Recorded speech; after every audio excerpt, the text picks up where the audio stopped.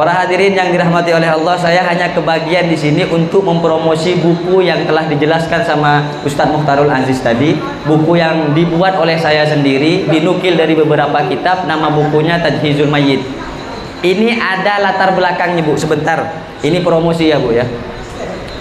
Nah, kalau di belakangnya ini ditulis, saya selain sebagai pimpinan Pondok Pesantren Salafiyah Al Aziz, dan juga di sini ditulis sama beliau membuka kajian-kajian kitab klasik dan juga membuka konsultasi pranikah dan pasca nikah. Ini buat-buat, Bu. Kayak Tarul buat-buat. Tak ada, saya tak ada buka konsultasi, Pak. Demi Allah tak ada, Pak. Ini dia yang buat-buat nih, memanglah pakal kiai, bukan kiai habis. Jadi saya tak bisa apa-apa kalau udah beliau yang intervensi saya ini. Jadi mohon maaf. Nah, yang benar selain yang konsultasi nikah dan pranikah. Nah, buku yang saya buat nih, Bu, banyak hal yang terjadi di masyarakat, terutama berkenaan dengan perawatan jenazah. Yang pertama yang ingin saya sampaikan, ini saya dikasih waktu cuma 15 menit, Bu. 15 menit, tolong dihitung, tidak sampai setengah jam, 10 nanti saya selesai. Oh, berapa menit? 30 ya? Lama benar. Jadi begini, banyak realita yang terjadi di masyarakat. Saya sendiri mengalami orang meninggal ini pasti kan, Bu. Dan orang meninggal ini macam-macam modelnya. Ada yang nazaknya cepat, ada yang nazaknya 1 hari ini, Bu, belum meninggal-ninggal. Karena nazaknya lama, ketika dia nazak ini ngerok, Bu. Tahu ngerok, Bu? Di dalam Al-Qur'an sampai dibilang oleh Allah Subhanahu wa taala, difirmankan, "Wa idza balaghatil hulkum wa antum hina idzin tanzurun." Ketika ruh itu nyampe ke tenggorokan, Bu, siapapun orangnya, mau pejabat, mau dia kiai, mau dia rois, mau dia ketua masjid, semuanya pasti akan merasakan ruh ini nyampe ke sini. Nah, kalau udah nyampe ke sini, Bu, bini cantik ditinggalkan, Bu. Maka jangan nyari-nyari yang cantik, Pak. Yang jelek ya, Pak. Awet kalau jelek. Tidak ada yang mau. Coba kalau ibu-ibu cantik, lakinya meninggal dunia, banyak yang agak, Bu, pura-pura dia kan, udahlah tak usah nangis, nanti anaknya kau biar aku nanggung sekolah. Modus. Ini modus, ada maunya. Coba cari yang jelek, Bu, tak ada yang agak, Bu, tak ada perhatian. Awet jeleknya. Nah, ketika ruh nyampe di hulkum, ini ngerok lama, Pak. Saya diagak sama masyarakat, diagak, Pak Ustadz, ada yang mau meninggal dunia. Saya ngagak mulai pagi, wafatnya maghrib malam. Wafatnya maghrib malam. Ini sakitnya luar biasa, Pak. Ngok. Begitu, Bu. Ngerok, kata orang Madura tuh ngerok. Saya agak ke sana, nyampe di rumah, yang perempuan-perempuan nih cuma kerjanya nangis, anaknya banyak. Nangis aja yang perempuan tuh. Yang laki-laki, biasalah laki-laki diam di depan rumah, sekeluargaan kumpul, tetangganya yang lain kumpul, namanya laki-laki, pasti yang dipegang rokok.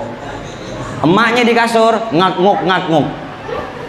Tak ada satupun yang nak nalkin la ilaha illallah. Tak ada, Bu. Padahal ketika ditalkin la ilaha illallah, ini jaminan dari Allah Subhanahu wa taala. Man kana akhiru kalamihi la ilaha illallah dakhalal jannah. Masih dapat jaminan surga. Maka saya bilang ada salah satu sesepuh di sana, Bu, tolong ditalkin. Ketika tidur tuh ditalkin di telinganya. Walaupun dia tidak bisa melafadzkan, setidaknya dia itu dengar. Ketika dengar dibilang la ilaha illallah, merasa ketika dia melafadzkan la ilaha illallah, udah jangan diajak ngomong lagi. Ini salah satu yang terjadi di masyarakat. Tak tahu cara melayani jenazah yang ketika sakaratul maut. Jangan-jangan ketika mau meninggal masih kau ingat tak nyanyi kau? Bagaimana? Bang, gantung dede, bang.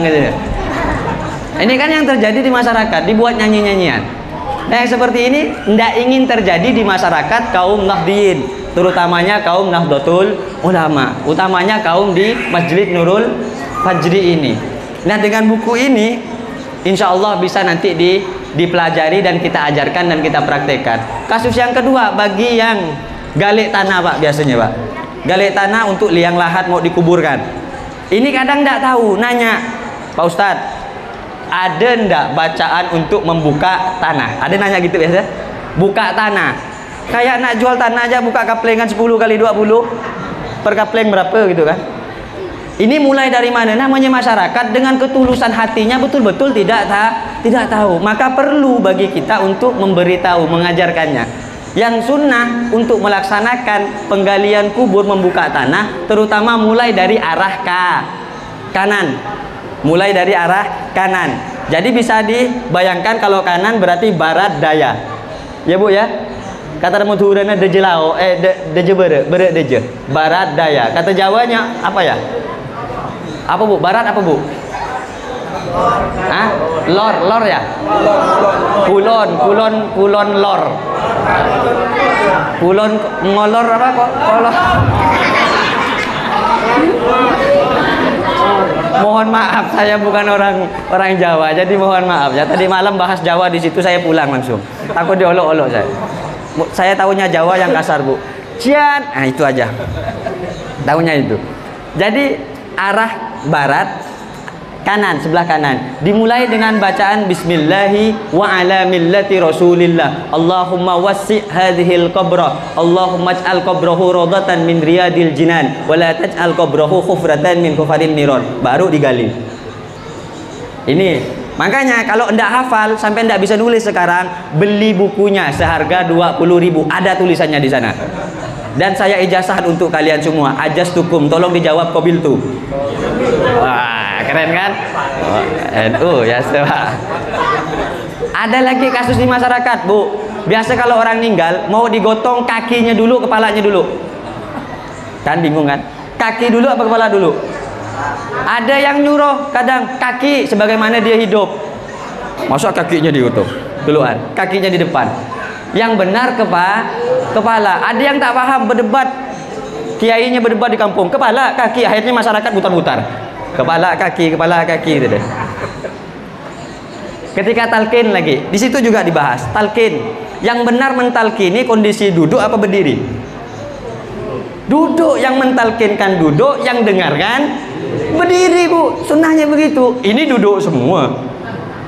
Atau yang nalkinkan berdiri. Kemudian yang nalkin di belakang jenazah atau di depannya?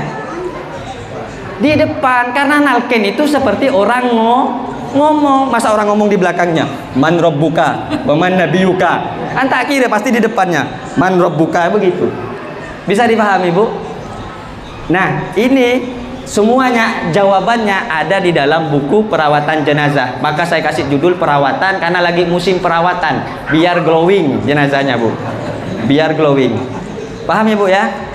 Sebenarnya saya banyak yang mau saya sampaikan, Bu, karena memang yang pertama di sini saya udah biasa dan tidak kira dikasih amplop untuk malam hari ini. Dan waktunya juga dipatasi. Ya, cukup sekian. Kalau sampean kurang, undang lain waktu ya, Bu ya. Bisa jemaah majelisan undang saya. Tenang. Ya cukup sekian ya. Ini promosi harganya 20.000. Makasih. Gimana Ustaz? Cukup ya? Cukup kan? Datang orang langsung bagikan. Oh. Nah, tergantung beliau.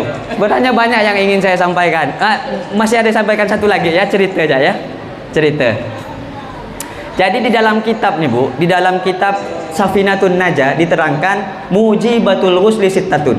Adapun hal yang mewajibkan mandi itu ada 6 perkara, Pak. Hal yang wajib mandi besar itu ada 6. Yang pertama ilajul hasafati fil farji. Pasti paham ini. Pak Kiainya udah senyum-senyum ini. Ilajul hasafati fil farji. Kalau di redaksi kitab lain di Fathul Qorib, iltiqaul khitanaini wa illam yunzila. Ilajul hasafati itu artinya bertemunya hasafah, Pak. Hasafah itu punya laki-laki, Pak. Helm, tahu helm, Pak? Bapak bilang helm, paham langsung, tahu gitu. Helmnya laki-laki ketemu dengan kemaluannya perempuan. Di dalam kitab Fathul Qorib, iltiqaul khitanaini, bertemunya 2 alat khitan, kelamin laki-laki dengan kelamin perempuan. Senggolan enggak sedikit, Bu? Tak usah sampai banyak-banyak. Tak usah sampai hilang helmnya itu. Ini dah wajib mandi besar. Wa illam yunzila, sekalipun tidak inzal, tidak keluar sperma. Ini yang pertama. Misal nak kerja nih, Bu, udah gairah udah tinggi, masih mau tak sempat misalnya, masih ketemuan begitu kan. Ya harus mandi itu, Pak. Bapak-bapak harus mandi. Ini yang pertama. Kemudian yang kedua khurujul mani, keluarnya sperma. Saya singkat-singkat saja. Yang ketiga al-haidu, haid. bagi perempuan, wan nifasu, nifas bagi perempuan, kemudian wal wiladatu, setelah melahirkan. Itu mandi, Bu. Ini setelah melahirkan langsung buka HP, update status. Alhamdulillah, anak saya sehat. Wiladah mandi. Dan yang terakhir ini namanya al-mautu, mati. Maka wajib di dalam kitab Safinah diterangkan tajibu alal mayyiti, wajib bagi mayit. Wajib yang bagi mayit ini pakai ala, bukan alal mayyiti. Tajibu lil mayyiti ala, atas yang hidup. Jadi kewajiban untuk merawat jenazah ini bukan untuk mayitnya, karena mayitnya tidak bisa mandi seorang, Pak. Tidak bisa mengkafani seorang. Yang wajib bagi yang hidup untuk yang mati. Itu 4 perkara. Yang pertama adalah ghusluhu, kita mandikan dia. Udah selesai dimandikan, wa takfinuhu, kita kafani dia. Setelah selesai mengkafani dia, wassalatu alaih, kita solatkan dia. Kemudian yang keempat adalah wadafnuhu, kita kuburkan dia. Nah, ini kewajiban-kewajiban untuk yang hidup bagi yang mati. Gimana, Ustaz? Cukup ya? Mau lagi, Bu? Lanjut. Lanjut katanya 15 menit. Gimana nih? Oh, sampai jam 10.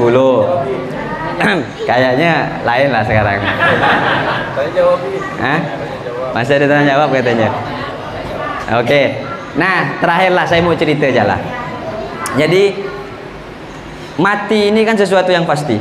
Karena dikatakan oleh Allah dalam Al-Qur'an, "Qul innal mautal ladzi tafirruna minhu fa innahu mulaqikum." Katakan wahai Muhammad, mati yang kau hindari itu.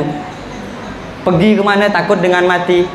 Ada di dalam rumah takut dengan mati, diam-diam takut sama mati. Walaupun kita berani sekalipun atau takut dengan mati, mati itu akan mendatangi kita. Kullu nafsin dha'iqatul maut. Ada cerita di zaman Nabi Sulaiman alaihi salatu wassalam. Nabi Sulaiman ini nabi yang sangat luar biasa, Bu.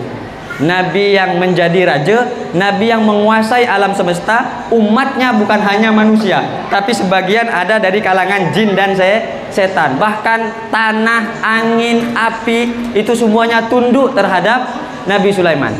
Satu saat Nabi Sulaiman menjamu warganya. Ini diceritakan di dalam kitab Majalisus Saniyah. Yang punya kitab silakan dibuka. Kalau tak ada, ngampung di Pondok Pesantren Salafiyah Al-Aziz. Siapa kiainya? Nih, promosi, Bu. Yes. Di dalam kitab Majalisus Saniyah dikatakan bahwa Nabi Sulaiman mendatangkan rakyatnya. Sudah didatangkan rakyatnya, ada orang yang ketinggalan di luar. Ternyata orang yang ketinggalan di luar ini adalah malaikat maut, malaikat Israel yang ingin mencabut nyawa salah satu tamu yang datang kepada Nabi Sulaiman. Duduk semua, Pak. Tamu Nabi Sulaiman ini duduk. Yang baru datang malaikat nyamar tadi itu duduk di pojok. Dia melihat salah satu tamu itu dengan tajam, dengan pandangan yang sangat tajam. Akhirnya tamu tadi, Pak, takut karena dilihat terus sama malaikat yang menyamar jadi manusia.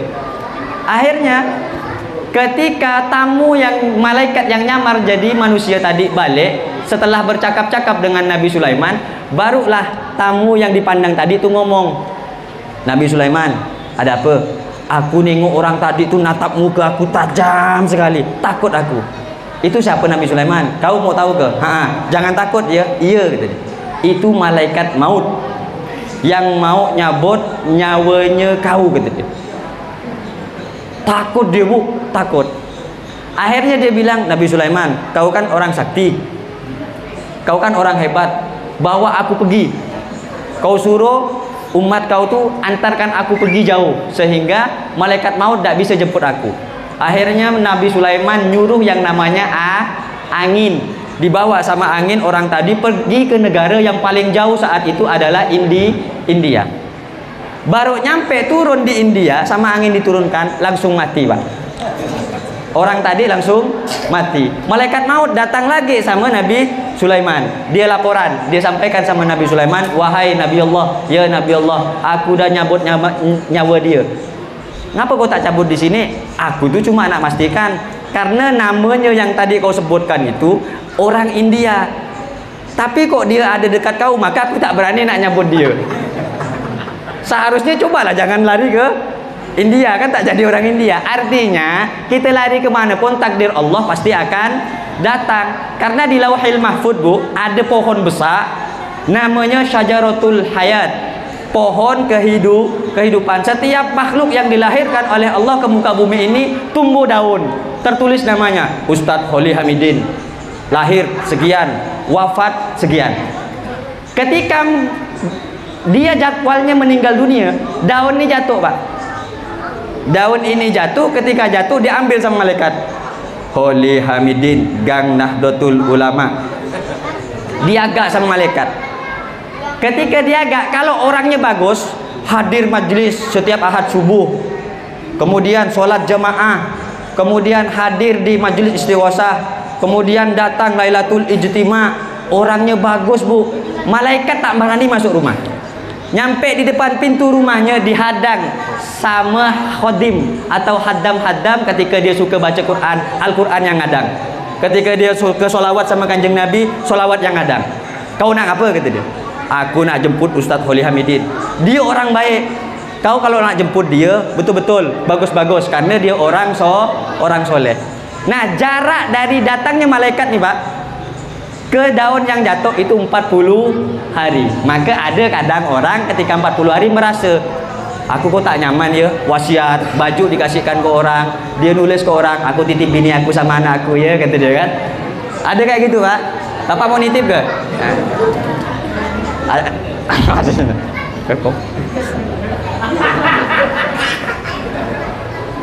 Jadi 40 hari itu udah merasa tak enak badan, nyawa ingin dicabut. Maka kata lagu itu betul, Bu, orang kaya mati, orang miskin raja-raja semuanya. Wassalamualaikum warahmatullahi wabarakatuh.